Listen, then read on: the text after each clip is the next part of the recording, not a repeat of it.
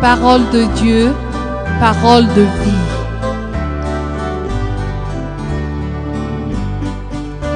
Une émission présentée par la radio Tenfienen avec les offices de l'association Tira Shifila Jantsara, chant et évangile. Que la paix et la joie soient avec vous à l'écoute de l'évangile de Jésus-Christ, puissance de Dieu pour le salut de quiconque croit.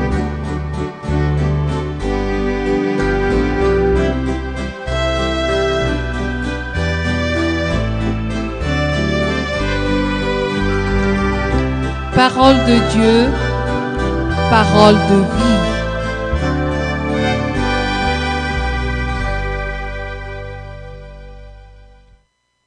Dieu se révèle, lumière de vie pour les hommes. Dieu se révèle, lumière de vie pour les hommes. Cela pose tout de suite la question de savoir quelle est la raison pour laquelle Dieu se révèle aux hommes. La réponse est qu'il fait luire une grande lumière au milieu d'eux pour leur apporter la vie. Selon qu'il est écrit au nom du Seigneur, la vie était la lumière des hommes. Jean 1,4, deuxième partie. Cela signifie qu'ils ont été tirés des ténèbres de la mort, afin d'accomplir les paroles du prophète disant, au nom du Seigneur, le peuple qui marchait dans les ténèbres voit une grande lumière. Sur ceux qui habitaient le pays de l'ombre de la mort, une lumière resplendit. Ésaïe 9, 2. Et l'Évangile entérine cette parole lorsque Jésus le Messie de Dieu déclara en ces termes, « Je suis la lumière du monde. Celui qui me suit ne marchera pas dans les ténèbres, mais il aura la lumière de la vie. » Jean 8, 12.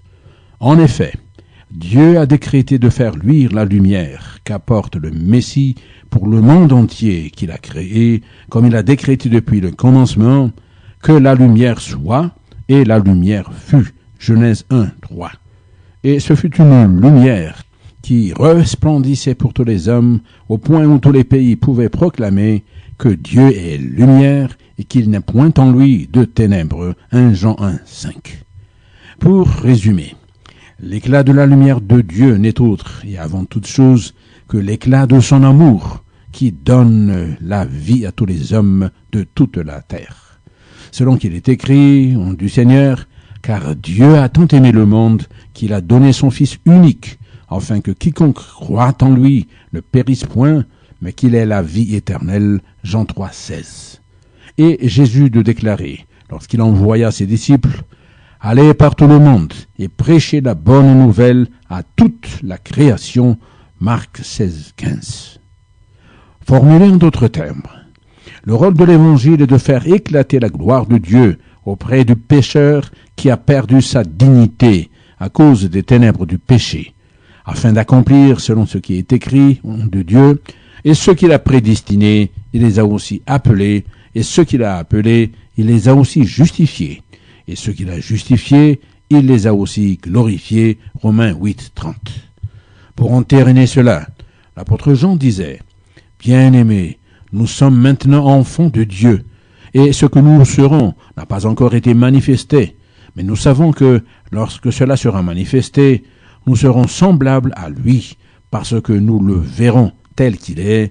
1 Jean 3, 2. Dire que nous serons semblables à lui signifie que nous serons vêtus de l'éclat de sa gloire et devenons des enfants de lumière si nous nous référons à la déclaration de l'apôtre Paul qui dit « Autrefois, vous étiez ténèbres et maintenant vous êtes lumière dans le Seigneur. » Éphésiens 5, 8. Ce qui voudrait dire vainqueur de toutes les œuvres et de la force des ténèbres, et rehaussé dans la gloire du Seigneur, selon les propos de l'apôtre Paul aux Colossiens disant « Quand Christ, votre vie, paraîtra, alors vous paraîtrez aussi avec lui dans la gloire. » Colossiens 3, 4.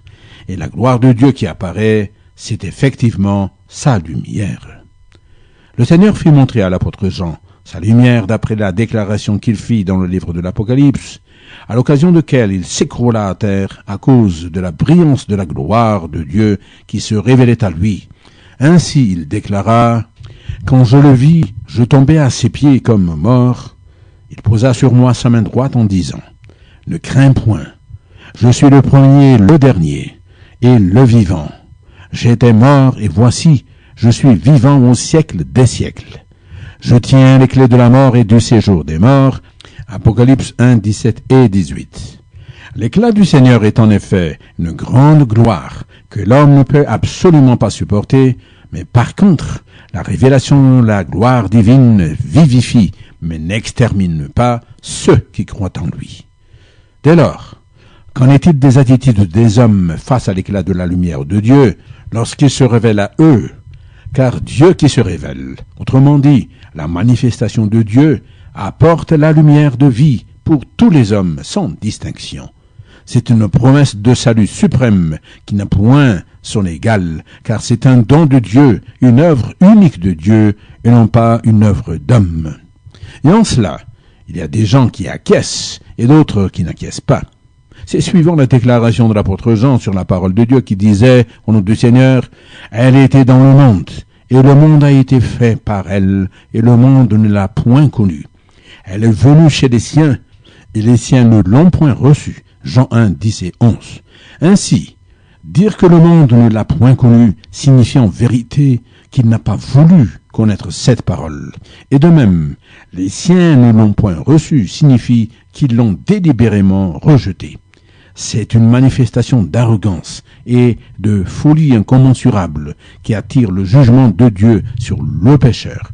Car selon les Saintes Écritures, Dieu résiste aux orgueilleux, mais il fait grâce aux humbles. 1 Pierre 5, 5, deuxième partie, qui se réfère à Osée 3, 34. Et l'apôtre Paul disait, « Si nous le renions, lui aussi nous reniera » de Timothée 2, 12, deuxième partie. Ainsi, le fait que Dieu révèle sa lumière aux hommes concerne ceux qui l'ont reçu, ceux qui croient en lui. À eux et pour eux, la grâce de Dieu fut très largement dispensée selon la mesure de son amour et à cause de son amour, et les ont habilités à devenir des enfants de la lumière, car Dieu qui est lumière les a adoptés comme ses enfants selon qu'il est écrit au nom du Seigneur, mais à tous ceux qui l'ont reçu, à ceux qui croient en son nom, elle a donné le pouvoir de devenir enfants de Dieu, lesquels sont nés non du sang, ni de la volonté de la chair, ni de la volonté de l'homme, mais de Dieu. Jean 1, versets 12 et 13. Et c'est pour cette raison que l'apôtre Pierre n'hésita pas à proclamer avec foi au nom du Seigneur, « Vous, au contraire, vous êtes une race élue, un sacerdoce royal, une nation sainte, un peuple acquis, afin que vous annonciez les vertus de celui qui vous a appelé des ténèbres à son admirable lumière. Vous qui autrefois n'étiez pas un peuple, et qui maintenant êtes le peuple de Dieu, vous qui n'avez pas obtenu miséricorde, et qui maintenant avez obtenu miséricorde. 1 Pierre 2, 9 et 10, en se référant à Osée 2, 25. Sur le plan historique, chers amis, nous nous rappelons que cette parole de l'apôtre Pierre est tout à fait idoine aux enfants d'Israël, qui sont un peuple que Dieu a choisi d'entre plusieurs et avec qui il a traité une alliance pour manifester sa gloire et pour la faire une source de bénédiction pour toutes les nations, si nous nous en tenons à l'alliance que Dieu a traitée avec Abraham, le patriarche et guide des rejetons d'Israël. En effet, le Seigneur disait à Abraham, « J'établirai mon alliance entre moi et toi, et tes descendants après toi, selon leur génération. Ce sera une alliance perpétuelle en vertu de laquelle je serai ton Dieu et celui de ta postérité après toi. Je te donnerai et à tes descendants après toi le pays que tu habites comme étranger, tout le pays de Canaan, en possession perpétuelle, et je serai leur Dieu. » Genèse 17, 7 et 8. Mais qu'arriva-t-il lorsque Dieu, d'une part, tenait ferme l'alliance qu'il a traitée avec eux et la gardait jusqu'au bout sans commettant de parjure? Les hommes et le peuple qu'il a choisis, malheureusement, n'ont pas observé ses commandements, mais étant victimes de leur faiblesse, se sont mis à servir d'autres dieux, à l'encontre de l'interdiction de Dieu, selon qu'il leur a prescrit en ces termes au nom du Seigneur, « Je suis l'Éternel, ton Dieu, qui t'a fait sortir du pays d'Égypte, de la maison de servitude. Tu n'auras pas d'autre Dieu devant ma face. Exode 20, versets 2 et 3. Le résultat de ce parjure fut la correction cinglante infligée au peuple d'Israël, selon ce qui est écrit au nom du Seigneur, car le Seigneur châtie celui qui l'aime, et il frappe de la verge tous ceux qu'il reconnaît pour ses fils. Hébreux 12, 6, indiquant Proverbe 3, versets 11 et 12. En réalité, chers amis, Dieu ne supporte pas la trahison, l'infidélité. Car s'il fut écrit au nom du Seigneur, tous ceux qui espèrent en toi ne seront point confondus, à savoir tous ceux qui se confient à lui et qui ne l'abandonnent pas. Ceux-là seront confondus qui sont infidèles sans cause. Psaume 25, 3. Seront confondus signifiant être disgraciés, être exclus de la grâce de Dieu et de ses promesses de bénédiction et partant être dépouillés de toute considération et honneur. À cause de l'infidélité d'Israël, voici que Samarie, le royaume du Nord, fut faite captive et tous ses enfants exilés en Babylonie en l'an 722 et 721 avant Jésus-Christ. Judée, le royaume du Sud, fut envahi par l'armée de Sankérib, son ennemi juré, en l'an 701 avant Jésus-Christ. C'est ainsi qu'ils tombèrent dans une désolation profonde, ainsi que dans une humiliation et une servitude sans pareil. Aussi, la prière de complainte du psalmiste leur convient-elle de manière inexorable, laquelle se formule ainsi au nom du Seigneur. « Seigneur, écoute ma voix. Que tes oreilles soient attentives à la voix de mes supplications. Si tu gardais le souvenir des iniquités, éternel Seigneur, qui pourrait subsister? Mais le pardon se trouve auprès de toi, afin qu'on te craigne. J'espère en l'Éternel, mon âme espère, et j'attends sa promesse. Mon âme compte sur le Seigneur, plus que les gardes ne comptent sur le matin, que les gardes ne comptent sur le matin. Psaume 130, 1-6. C'est l'attente de la levée de la lumière venant de Dieu, car la levée de la lumière est aussi fidèle que la levée du matin. Chers, résumons ce message de la parole de Dieu qui nous a rappelé la promesse que lorsque Dieu se révèle ou se manifeste, ce n'est pas pour nous confondre ni nous exterminer à cause de notre nature pécheresse et infidèle, mais c'est pour partager la lumière de vie, sa lumière de vie, et nous faire signifier qu'il est disposé à nous délivrer du joug du péché mortel et des ténèbres qui nous assaillent, ainsi que pour libérer notre pays du gouffre noir de la mort dans lequel il s'est empêtré. Car voici que pour notre malheur s'est accomplie la prophétie d'Ésaïe disant « Voici, les ténèbres couvrent la terre et l'obscurité les peuples. » Ésaïe 60, verset 2, première partie. Mais quand bien même nous semblons livrés à nous-mêmes devant tous les dangers qui nous guettent, il nous est aussi permis d'espérer en Dieu. Espérer que Dieu ne nous a pas rejetés, si du moins nous revenons à lui, ni qu'il a rompu son alliance avec nous, car il nous a appelés pour être à lui et avec lui, aussi bien qu'il s'est engagé pour être à nous et pour nous. Et ainsi, il nous accorde encore un temps de grâce et de miséricorde par lequel il se révèle à nous dans sa gloire, non pas pour nous anéantir, mais pour pardonner nos péchés et nous donner la guérison de nos maux. C'est à cet effet qu'il nous donne sa promesse disant « Pour vous qui craignez mon nom, se lèvera le soleil de la justice et la guérison sera sous ses ailes. » Malachie 4, 2. Que l'on traduit aussi par « sous ses rayons, sous ses mains, qui reflètent les mains du Seigneur Jésus, portant la cicatrice des marques de sa crucifixion sur la croix pour notre rédemption. » La gloire de Dieu qui se révèle à nous signifie que Dieu ne nous a pas abandonnés, mais s'est mis à notre recherche et veut renouveler son alliance de paix et d'union avec nous en disant « Je serai leur Dieu et ils seront mon peuple » Jérémie 31, 33, troisième partie. Cela signifie aussi que Dieu est prêt à pardonner nos transgressions et nos iniquités et à nous délivrer du joug et des chaînes du péché ainsi que des œuvres des ténèbres, suivant la promesse que Jésus a donnée disant « Si donc le Fils vous affranchit, vous serez réellement libres. » Jean 8, 36. Assurément, il est prêt à renouveler nos vies, à relever ce qui est détruit et à déclarer aux siens qui sont tombés ayant chuté dans l'obscurité des ténèbres. Lève-toi, sois éclairé, car ta lumière arrive, et la gloire de l'Éternel se lève sur toi. Ésaïe 61. La gloire de Dieu qui se lève sur nous, c'est une promesse de vie et de force. Aussi, réveillons-nous, Sion, peuple de Dieu, donnons gloire à notre Seigneur, il est notre force, notre vie, notre lumière. Gloire à Jésus, le Seigneur, notre Dieu. Amen.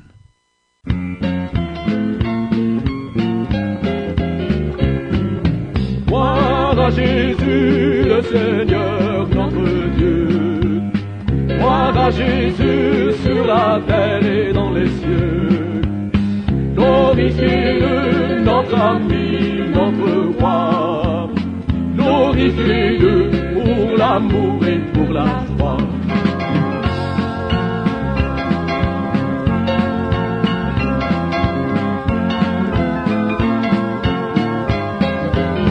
C'est le Fils de Dieu, c'est l'élu de Dieu, c'est l'agneau de Dieu, c'est le Saint de Dieu, bien-aimé de Dieu, l'image de Dieu, empreinte de Dieu, la parole de Dieu, la sagesse de Dieu, la puissance de Dieu. Gloire à Jésus, le Seigneur, notre Dieu. Gloire à Jésus sur la terre et dans les cieux. Glorifiez-le, notre ami, notre roi. Glorifiez-le pour l'amour et pour la foi.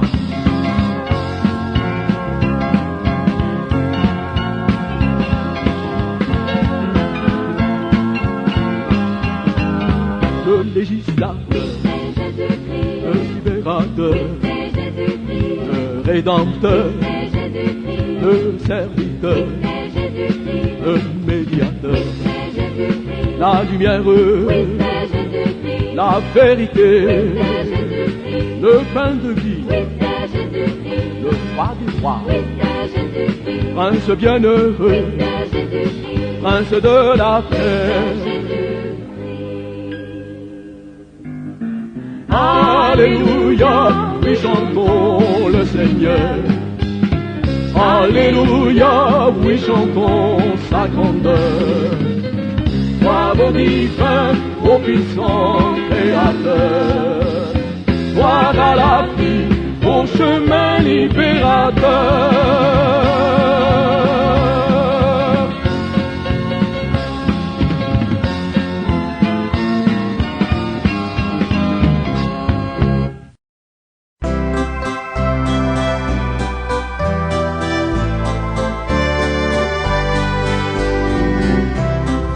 Parole de Dieu, parole de vie.